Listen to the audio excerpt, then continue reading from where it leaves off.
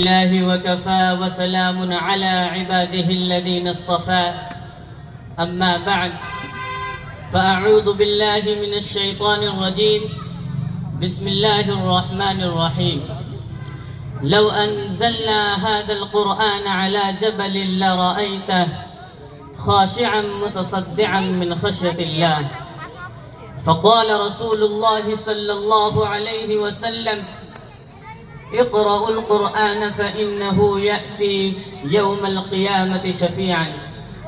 محترم بزرگان دین، علماء کرام، عزیز طلبہ، مہمان اعظام، اسٹیج پر آنے والا شخص یا تو بڑا ہوتا ہے جو چھوٹوں کو پند و نصیحت کرنے آتا ہے، یا اسٹیج پر آنے والا شخص چھوٹا ہوتا ہے جو اپنا یاد کیا ہوا سبق سنانے آتا ہے۔ عزیزو، یہاں بھی یہی نسبت ہے۔ میں ایک طالب علم ہوں جو اپنے اسلاف سے سنا ہوا سبق سنانے آیا ہوں۔ دعا کیجئے اللہ رب العزت مجھے ٹھیک ٹھیک کہنے کی اور ہم سب کو اس پر عمل پیرا ہونے کی توفیق عطا فرمائے، آمین۔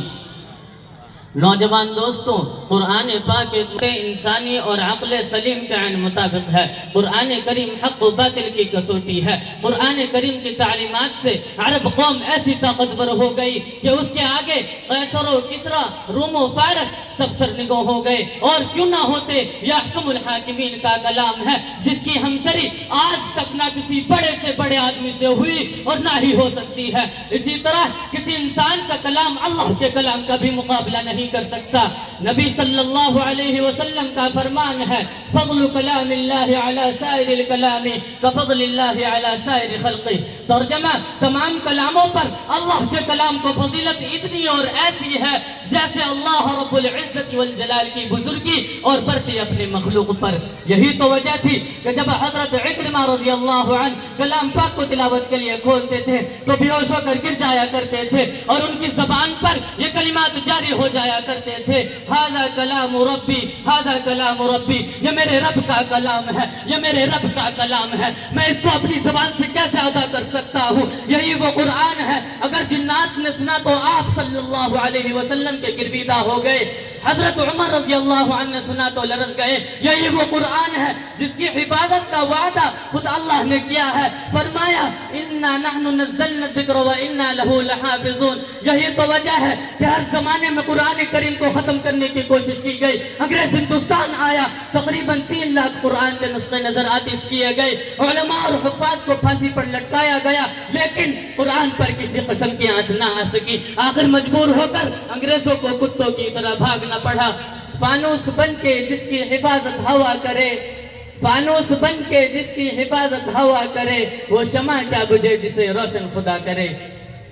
بزرگان دین، آج کا کم فہم انسان نہ جانے کہاں کہاں علوم تلاش کرتا پھرتا ہے، کبھی اسکولوں اور کالجوں کے چکر کاٹتا پھرتا ہے، کبھی کمپیوٹر اور انٹرنیٹ کے ذریعے سے علوم سیکھنا چاہتا ہے، کبھی سائنس کو اپنا نشان راہ بنا کر منزل مقصود کا پتہ معلوم کرتا ہے، کبھی ناولوں اور افسانوں میں غوطہ زنی کر کے علم حاصل کرنا چاہتا ہے۔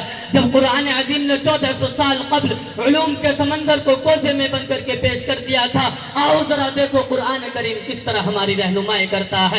لوگوں، اگر تمہیں علم تاریخ سیکھنا ہے تو قرآن سے سیکھو، قرآن سکھاتا ہے۔ فرمایا لقد كان في قصصهم عبرة لأولي الألباب۔ اگر تمہیں علم میراث حاصل کرنا ہے تو قرآن سے حاصل کرو، قرآن سکھاتا ہے۔ فرمایا یوصیکم اللہ فی اولادکم للذکر مثل حظ الانثیین۔ اگر تم علم جغرافیہ پڑھنا چاہتے ہو تو آؤ، قرآن پڑھاتا ہے، پڑھو۔ وارسلنا الرياح لواقح فانزلنا من السماء ماء فاسقیناکموہ وما آنتم لہو بخازنین۔ اگر تم شوقین ہو علم حیوانات کے تو قرآن اس کی بھی رہنمائی کرتا ہے۔ دیکھو افلا ينظرون الى الابل کیف خلقت۔ اگر تمہیں دنیا ہی کمانی ہے تو کیمیاگری قرآن سے سیکھو۔ قرآن کہتا ہے وَإِنَّ لَكُمْ فِي الْأَنْعَامِ لَعِبْرَةً۔ اگر تمہیں علم نباتات سیکھنا ہو تو قرآن کو رہبر مانو، قرآن رہبری کرتا ہے۔ فاختلط به نبات الارض۔ قرآن علوم کا مخزن و معدن ہے۔ میرے عزیز دوستو، آج تو قرآن گھروں کی زینت بنا ہوا ہے، مہینوں قرآن اٹھا کر دیکھنے کی توفیق نہیں ہوتی۔ بتاؤ پھر آفات کیوں نہ آئے، برکت کہاں سے آ جائے؟ قرآن کو تم نے بھلا دیا ہے۔ فرشتے ان کے گر جانے کا راستہ چھوڑ دیتے ہیں، فرشتے ان کے گھر جانے کا راستہ چھوڑ دیتے ہیں جو صبح اٹھ کر قرآن پڑھنا چھوڑ دیتے ہیں۔ اگر آج بھی دونوں جہاں میں کامیابی چاہتے ہو اور عذاب قبر سے پناہ چاہتے ہو تو قرآن کو سینے سے لگانا ہوگا، اپنی اولاد کو حافظ قرآن بنانا ہوگا، اس کے احکام پر عمل کرنا ہوگا۔ یہ نسخہ شفا ہے، اس کو استعمال بنانا ہوگا۔ دعا کرو رب کریم ہم سب کو قرآن پر عمل کرنے والا بنا دے، عشق نبی اور عشق قرآن عطا فرما دے، آمین یا رب العالمین۔ وآخر دعوانا الحمدللہ رب العالمین۔ السلام علیکم ورحمۃ اللہ وبرکاتہ۔